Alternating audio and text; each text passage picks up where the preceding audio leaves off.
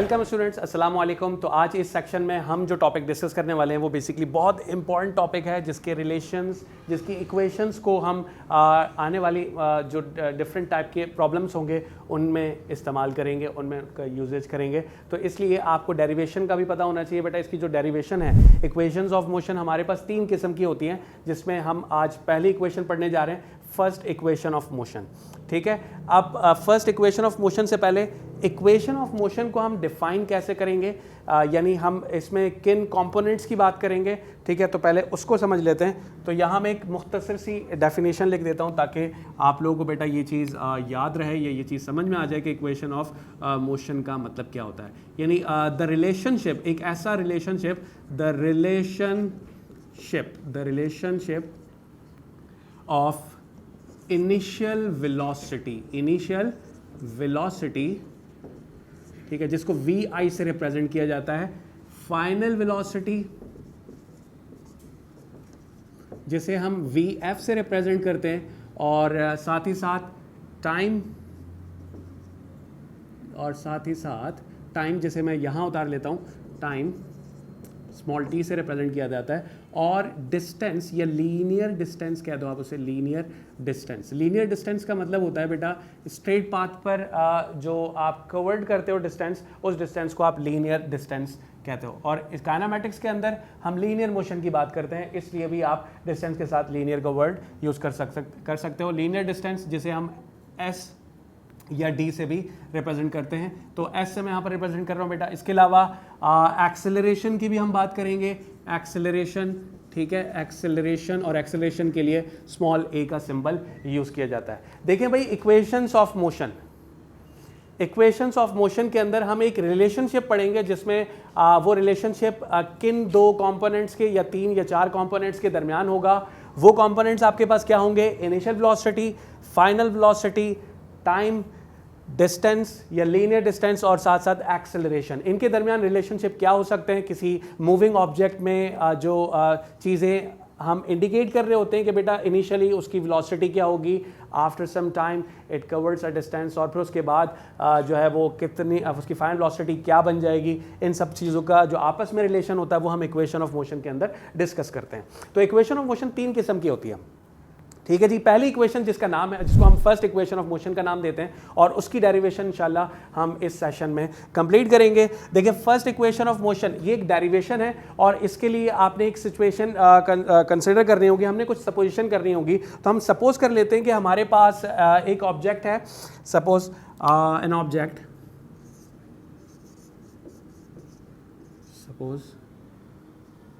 Object initially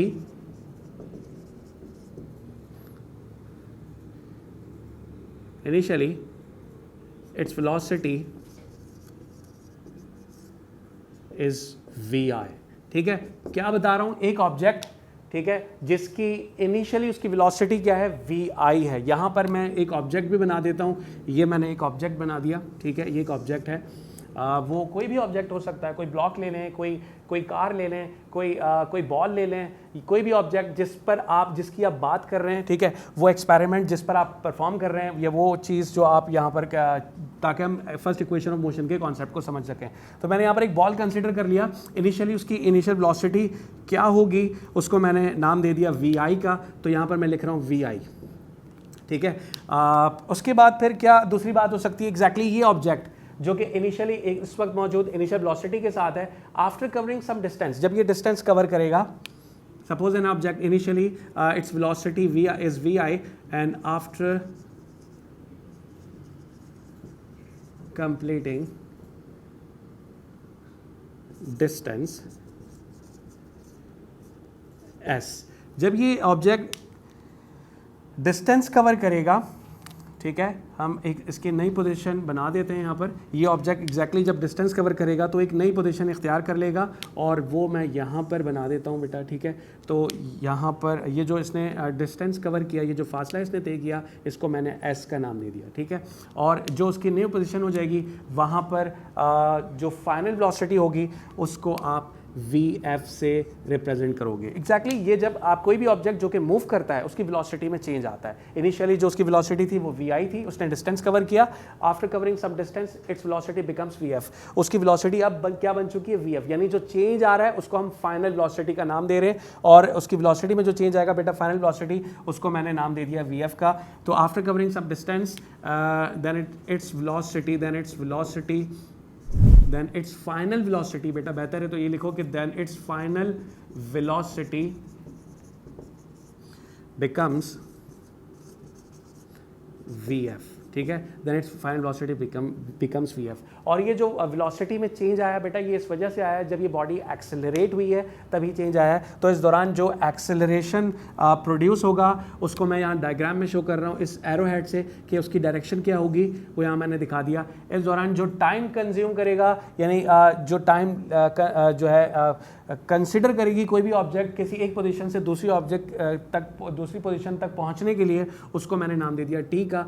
तो यहाँ पर इन टाइम टी लिख देता हूँ, इन टाइम टी, ठीक है। जो बॉडी एक्सेलरेट हुई है वो जिस टाइम के अंदर एक्सेलरेट हुई है उस टाइम को मैंने टी का नाम दिया। इनिशियली उसकी इनिशियल वेलोसिटी vi थी, आफ्टर कवरिंग सम डिस्टेंस वो डिस्टेंस को मैंने नाम दे दिया s, जबकि फाइनल वेलोसिटी बन करके आ चुकी है vf।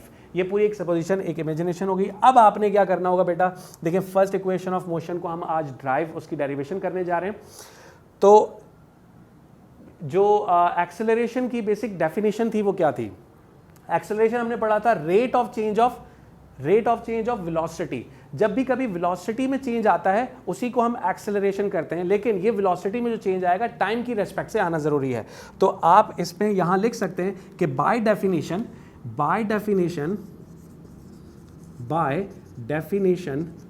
ऑफ एक्सेलरेशन, हमें पता है कि यार हमें एक्सेलरेशन की डेफिनेशन के बारे में पता है कि यार एक्सेलरेशन की डेफिनेशन क्या होती है, the rate of change of velocity, यानी वेलोसिटी में टाइम के साथ जो चेंज आता है, the rate of change of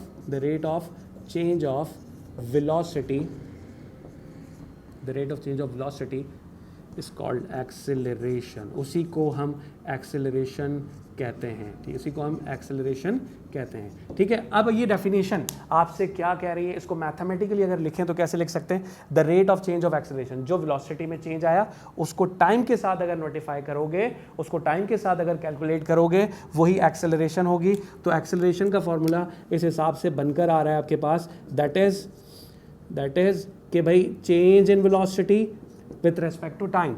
अब आप इसको इस तरह भी लिख सकते हो, जो चेंज है, चेंज की जगह पर हम डेल्टा लिखते हैं, और डेल्टा यानी चेंज इन वेलोसिटी है, फाइनल वेलोसिटी को इनिशियल वेलोसिटी से माइनस कर देंगे तो हमें पता चल जाएगा कि ऑब्जेक्ट की मूवमेंट में कितना चेंज आया है। ये है बेसिक एक्सेलरेशन का फॉर्मूला। अब आपने क्या करना है, फर्स्ट इक्वेशन ऑफ मोशन को ड्राइव करने के लिए सिंपल, ये जो यहाँ पर टी यहाँ पर डिवाइड हो रहा है, वो अगर मैं यहाँ से दूसरी साइड पर ले आऊँगा तो हमें पता है कोई चीज़ एक तरफ अगर डिवाइड हो रही होती है तो दूसरी तरफ जाके वो मल्टीप्लाई हो जाती है, ठीक है, वो दूसरी तरफ आगे क्या हो जाएगी, मल्टीप्लाई हो जाएगी। तो इस तरह आपके पास vf माइनस vi बचेगा इस तरफ, और ये जो टाइम यहाँ पर डिवाइड हो रहा था टाइम का फैक्टर, वो इस तरफ आके एक्सेलरेशन के साथ क्या हो गया, मल्टीप्लाई हो गया। अब हम क्या कर सकते हैं, देखिए फाइनल वेलोसिटी हमें करना क्या, फाइनल वेलोसिटी को अलग करना है। तो इनिशियल वेलोसिटी इस तरफ फाइनल वेलोसिटी के साथ माइनस हो रही है, तो जो चीज़ आपने अलग करनी होती है उसके साथ जो चीज़ें मल्टीप्लाई अगर हो रही है तो दूसरी तरफ ले जाएंगे, उन सब उसे हम अलग अकेला कर देंगे।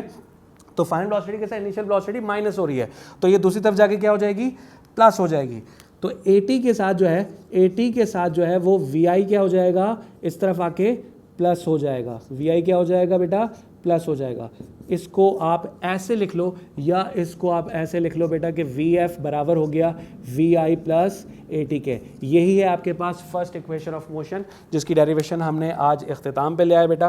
फर्स्ट इक्वेशन ऑफ मोशन के अंदर आप अगर गौर करें तो यहाँ पर फाइनल वेलोसिटी का फैक्टर भी है, इनिशियल वेलोसिटी भी है, एक्सेलरेशन भी है और टाइम भी है। इसी का मतलब था जिसको हमने पढ़ा था equations of motion, the relationship of initial velocity, final velocity, time, linear distance and acceleration. यहाँ पर डिस्टेंस का फैक्टर नहीं आया, जो इंशाल्लाह आगे जाके आप लोग सेकंड इक्वेशन ऑफ मोशन या थर्ड इक्वेशन ऑफ मोशन के अंदर पढ़ेंगे इंशाल्लाह। अपना बहुत सारा ख्याल रखिएगा, तब तक के लिए अल्लाह।